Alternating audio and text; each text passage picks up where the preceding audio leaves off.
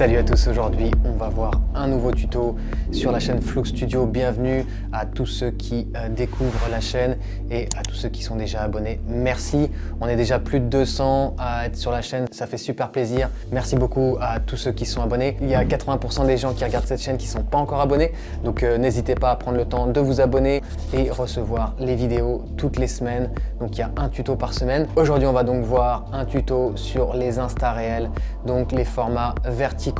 On va regarder comment les créer sur Premiere Pro, comment importer vos vidéos, créer des préconfigurations pour gagner du temps en post-production et ne pas se casser la tête à refaire toujours le même format. Donc voilà, on va créer des presets, je vais vous montrer ça, c'est très simple. Et ensuite, on va voir comment manipuler ces vidéos qu'on a déjà. Vous avez certainement déjà des rushs vidéo que vous allez pouvoir réutiliser pour des Insta réels et pour faire un petit peu de promo sur les réseaux sociaux. Voilà, très simple. Je vais vous montrer ça en post-production, ça va être très rapide. Allez, on passe tout de suite en post-production derrière l'écran. On va importer ces rushs. Donc vous allez pouvoir importer n'importe quel type de rush.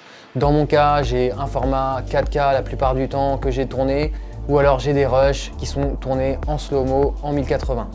Donc vous allez importer ce que vous souhaitez et je vais créer une nouvelle séquence. À partir de là, on va aller justement créer une préconfiguration de la séquence et vous allez voir en fait que ça va vous permettre de ne plus avoir à le refaire.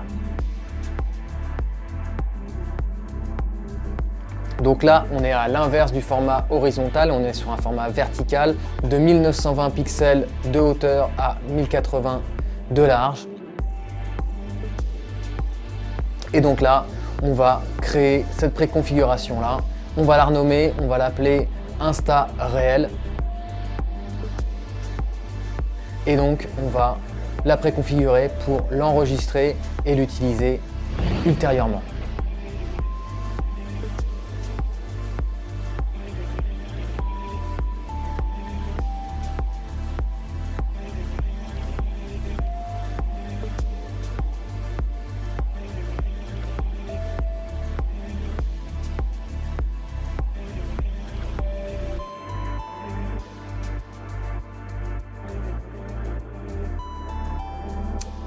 Voilà, une fois que vous avez créé votre séquence, on va aller glisser notre clip.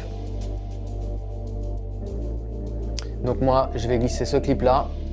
Et là, ce que je vais vous demander de faire, c'est que vous allez pouvoir prendre par exemple entre 10 et 15 secondes du clip, quelque chose qui marche bien selon vous.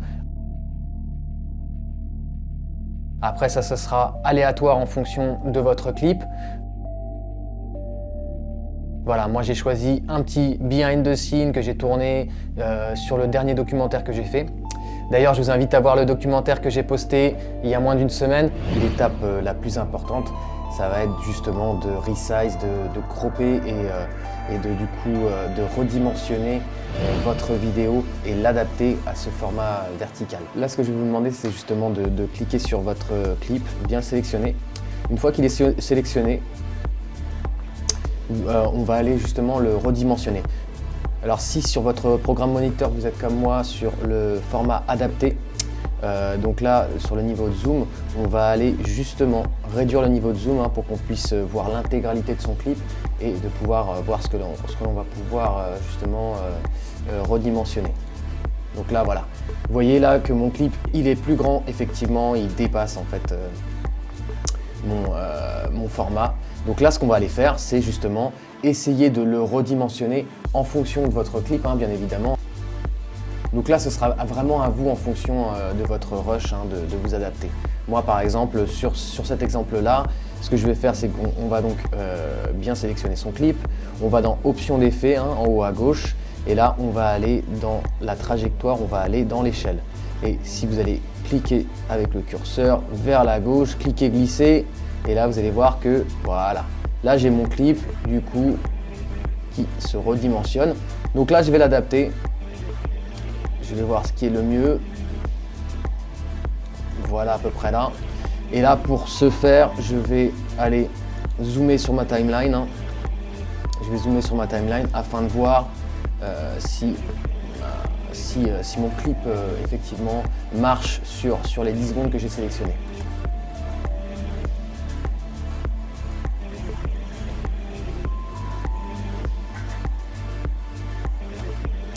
Donc là, effectivement, là pour le coup, mon sujet principal, hein, il est bien centré. Donc là, je peux aller même, si je veux aller plus dans le détail. Donc là, ce qu'on peut faire, c'est... Alors déjà, ce que je vous invite à faire, c'est qu'on peut... Voilà, on peut aller à 25% pour voir l'ensemble de sa fenêtre. Et là, ce que je vais faire, c'est que je vais rentrer un peu plus dans le détail, effectivement. Vous voyez, une fois que là, il arrive ici, là, on a sa main gauche qui commence à sortir du champ. Ça me plaît un peu moins, donc ce que je peux faire, hein, si on veut rentrer dans le détail, c'est aller ajouter un point clé. Voilà, au moment où il arrive ici, on va le suivre un peu, on va faire comme si on faisait un tracking avec la caméra. On va le suivre un peu, donc là je vous montre comment on fait pour cela. Donc là on va aller dans trajectoire, hein, toujours avec son clip sélectionné. On va aller mettre un point clé, donc on va activer ici le petit minutaire en haut à gauche. Voilà, activer, désactiver l'animation. Et là, si je reviens au début, donc regardez bien, là vous avez aussi ici le moyen de revenir vraiment au début de votre clip. Vous avez votre animation, je clique dessus, hein, mon point clé est en bleu et là je vais le mettre vraiment au début de mon clip. Hein. Donc je reviens avec mon curseur, je le ramène ici, ma tête de lecture. Là on a du coup la position qui est à 140. Et là ce que je vais vouloir faire c'est, voilà vous voyez là il est un peu coupé, on va le suivre légèrement en faisant ça. Voilà. Très léger, hein, on va pas non plus trop exagérer, hein, mais on va juste faire un petit tracking très léger. Vous allez voir, ça va même pas se voir en fait à la caméra. Hein, c'est vraiment un petit trick qui se voit pas forcément. Hein, on n'aura pas cru qu'on l'a fait en post-production, mais c'est ça aussi le plaisir de pouvoir justement ajuster les choses en post-prod. Voilà. Et donc là, j'ai mon sujet qui est beaucoup plus cadré, il est un peu plus centré, ça me plaît plus. Voilà, là ça marche. Voilà, donc n'hésitez pas à justement ajuster votre clip. Hein. Donc deux choses, hein. La première chose c'est de redimensionner. On a bien vu que au début, si je reviens à 10% et que je prends ma trajectoire, au début on avait un clip, vous savez, qui était plus comme ça. Donc là, on a redimensionné, donc la possibilité c'est de venir ici dans la trajectoire et de jouer avec l'échelle, hein, d'accord. Et autrement, vous avez aussi une deuxième possibilité, hein, si vous appuyez bien sur le bouton trajectoire, vous avez vu que là, si je viens sur mon moniteur ici, là, j'ai la possibilité de le faire aussi à la main. Voilà. Donc c'est après en fonction de vos préférences, hein, bien évidemment. Et la deuxième chose, si vous voulez rentrer dans le détail, effectivement, si j'ai un clip comme celui-ci, où j'ai mon sujet qui va avancer dans la scène, donc là je vais vouloir aussi effectivement aller mettre un petit peu un ou deux points clés qui vont ajuster, permettre d'avoir mon sujet un peu plus centré, ce qui est bien évidemment mieux, puisque bon, ça va faire un petit tracking. Voilà, donc ça c'était un petit conseil. Ensuite, une fois qu'on a fait ça, donc on a fait le plus dur, hein, on a redimensionné son clip, donc là, déjà ça c'est parfait pour pouvoir justement le poster sur un format vertical. Donc là on est bien, et là on va ensuite passer à la prochaine étape. Si vous avez un clip qui bouge un petit peu, n'hésitez pas à appliquer l'effet stabilisation. Vous allez dans le panneau effet et vous allez chercher stabilisation et ensuite vous allez l'appliquer à votre clip. Voilà, ça donnera un rendu plus professionnel.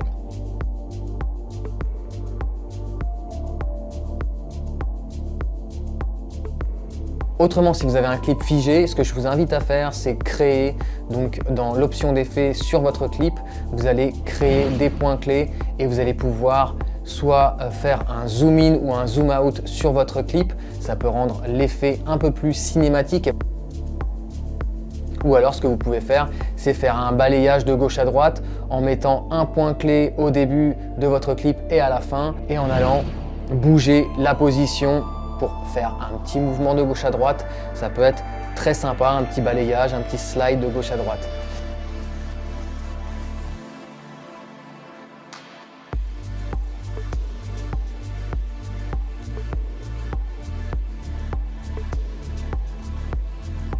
Une fois que vous êtes satisfait du clip que vous avez mis sur votre séquence, on va l'exporter. Donc on va aller exporter la séquence.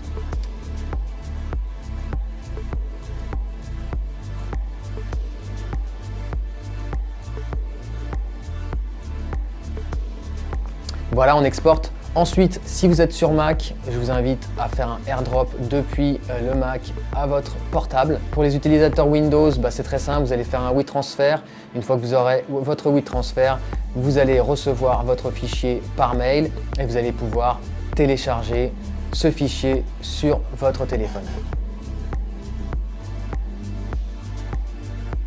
Voilà, du coup, j'espère que vous avez pu poster votre premier réel. Vous avez vu, c'est pas très compliqué. On est parti du coup de vidéos que vous avez déjà tournées. On les a importées sur Premiere. De Premiere, on a effectivement créé une préconfiguration pour avoir des séquences prédisposées pour vos futurs réels. Ensuite, on a importé ça, bien évidemment, dans la séquence. Et ensuite, une fois que votre clip était fait, on l'a exporté. Voilà, j'espère que ce tuto sur comment créer des réels de A à Z depuis vos vidéos sur Premiere Pro vous a servi. N'hésitez pas à liker et à partager cette vidéo si ça vous a plu. N'hésitez pas à vous abonner et à activer les notifications. Et moi, je vous dis à la semaine pro pour des nouveaux tutos sur la chaîne Flux Studio. Salut!